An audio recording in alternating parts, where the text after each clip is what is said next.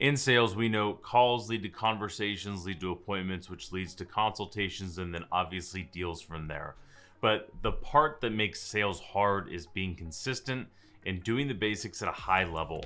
So in this video, what I'm going to actually do is break down how we as a team actually hold our agents accountable that helps them become successful.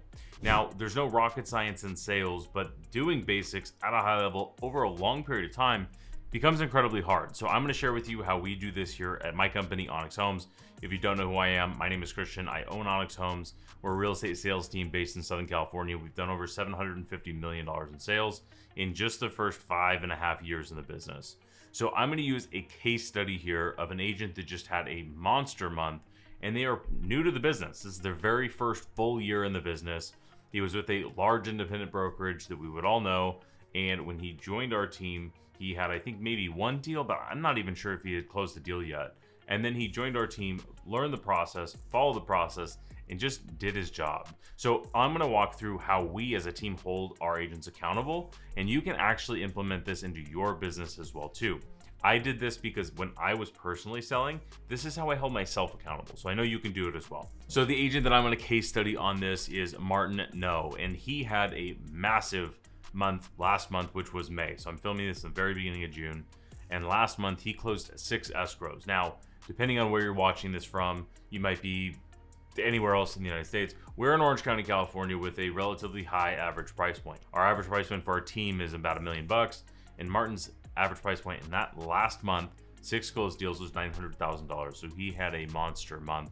But it wasn't just one big month. He's done this all year, not 6 deals, but he's been consistent. So on my screen share, I'm looking over here, and the very first thing that I see is top of the leaderboard by activity, right? So if we're breaking down how we hold our agents accountable, is we do 3 different things. The number one thing is we have a point system with our team. So our CRM is Follow Up Boss, which is what you're looking at here. And this is where on our leaderboard, it actually ranks all of our agents by their activity. So all of our agents use the CRM for phone calls, emails, text message, everything goes through their work number, which is through Follow Up Boss. So far this year, this is real data here, Martin has made 770 phone calls for 380 conversations for a total of 2 days and 4 hours of talk time with 931 total appointments. Now, if you're asking, wow, that sounds like a lot of appointments, how we book appointments with our team might be different than how you do it. For example, if Martin goes and shows 5 houses to a client on a Saturday, that is 5 separate appointments. So think of it as like total physical times going out with the client and including tours. So, and then you can see the rest of our team stats as well too, right? This is everything all combined, and we have a leaderboard. So we have from top to bottom. So Martin here, number 2 for total number of activities. No surprise that he had a big month last month, but it's not just the actual month. So if we flip over to the deals leaderboard, he has closed $13.5 million in volume, 13 units so far, average price point of $1 million, and you can do math for commissions. He is having a monster start to the year, and this is not even at the halfway point of the year so far for a first year agent. Let me give, while we're here, another case study. Another first year agent, 11 deals closed, 1.2 million, 200,000 commissions, 1.3, and a, I believe, second year agent couple here, husband and wife, at 8.6 million closed. And then Danielle is in her also first year full-time in the business. But anyway, I want to focus on Martin for this, just for stats.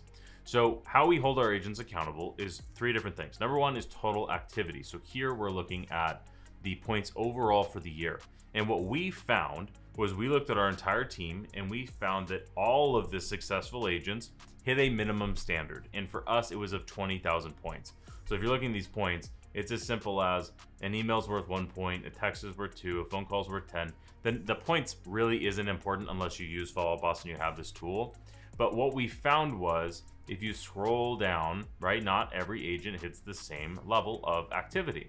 And for us, what we found was all successful agents were well above the 20,000 point minimum. So we just said, why don't we make this a standard? Is if you want to be an agent on our team and you want to receive the benefits of being on the team, we were happy to offer all of that as long as you're willing to hit that minimum standard of 20,000 points.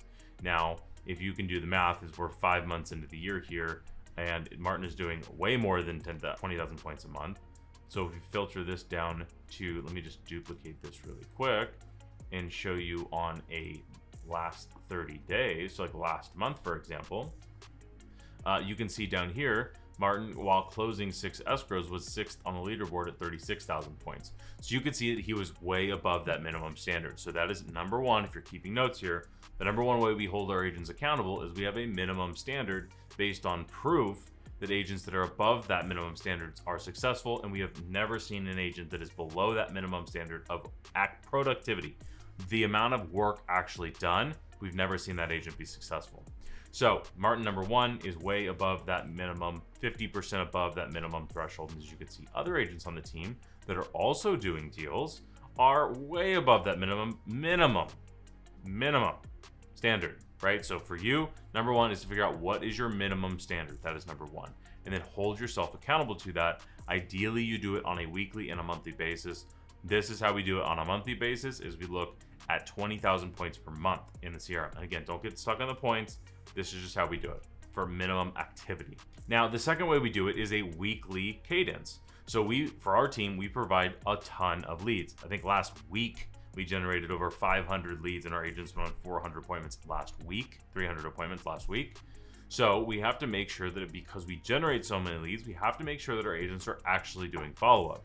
So how we do this is with a weekly follow-up report. So this is number two.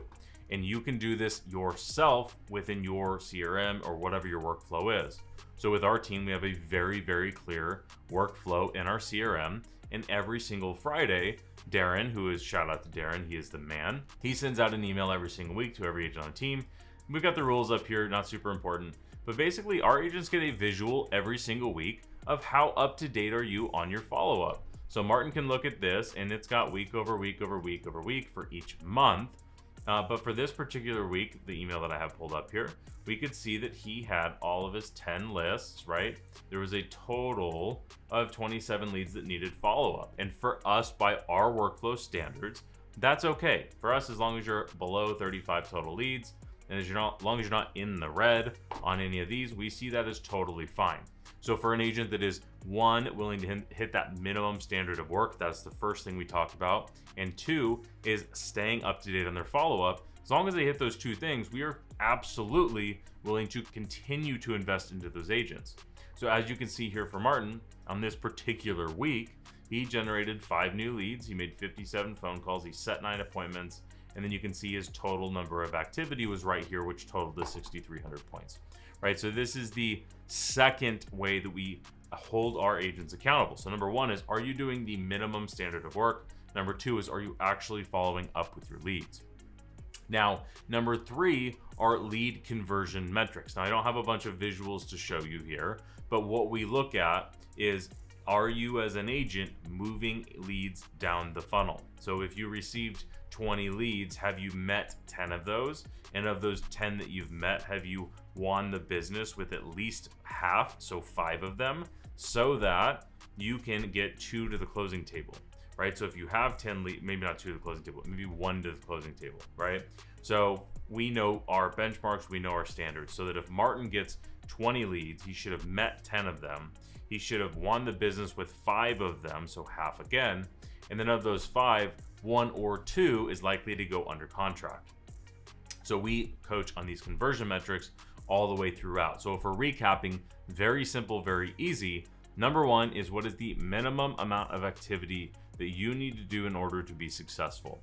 If you don't know that, we used our 20,000 points because we saw very clearly on our team that if we looked at the leaderboard, the agents that were below 20,000 points in a month were just not doing deals. So we said this is the minimum standard. So that might be different for you. And here is a piece of advice as well too. So we have the 20,000 points. If you don't have the point system, you don't have Follow Boss, totally fine. Here is what I say is the $100,000 game plan for sure. Is generate 5 new leads every single week. Have 15 conversations. So the way that we document a conversation is 2-minute phone call. So like you actually talk to the person. You make 9 appointments, meaning if property tours, right? So for us, it's 9. If you show somebody 5 properties, you show somebody else 4, that's 9, right? So like that's for us. So do your own way, but like 9 appointments a week there, 2 consultations and get 1 agreement signed. So a consultation could be a listing consultation, it could be a buyer consultation, and then half of those should sign. right? So if you follow that framework, so 5 leads, 15 conversations, 9 appointments, 2 consults, and 1 signed agreement, that is going to lead to you in our market doing about 2 deals a month and making multiple 6 figures. So you would just scale up or down based on price point or conversion rates in your market as well too. So this is how we hold our agents accountable. This is what leads to agents making multiple 6 figures and doing tons and tons, or even multiple millions in GCI. Going back to the leaderboard, we have 13 million first year agent, 13 million first year agent, 8.6 first or second, I cannot remember. Danielle's her first year full time. She's already closed 7, and this is closed. This is not closed and pending nonsense. We have Amina, who is, I believe, a 3rd year agent, 6.4. Aaron Bucksbaum, first year agent. He's closed 5 already so far, 4, 4, 4. Right, this just goes down the list. So we're not even halfway through the year, and every agent we've just talked about is on pace to do at least $8 million in volume. So this stuff works as well as you do. This will help you stay on pace if you have something for the minimum standard of work, if you have something to keep you on pace with your follow-up. And number 3 is you have something that is going to help you know that if you get this many leads, you should meet this many and you should convert this many to close deals. At least having those 3 numbers should help you convert these like these agents are on our team. And by the way, if you are looking for this type of accountability in your life and you are in Southern California, we are hiring. We have a huge marketing budget and we have a lot of support for our agents, which should be obvious here as well too, but not just in accountability, also in marketing support and all kinds of other things. So if you're looking to grow your business this next year and take it more serious and grow your business faster, more profitably as well too, we are absolutely hiring. If you want more information, the link is going to be in the description below. Now, if you're not ready to do that, if you're not in our local market, I have a free community of real estate agents on the platform School. There's 1,500 agents in there, and you get direct access to me and my team. You can ask questions, have conversations with other agents, and get full access to our sales masterclass. If you want to do that, link in the description down below. And as always, I hope you found this valuable. So before you go, like this video, subscribe to the channel, and in this next video, I went over the 5 major mistakes that real estate agents are making and how to fix those. I think you'll really like this next video, but make sure you like and subscribe because we work really hard on putting these videos out, and I'll see you in the next one.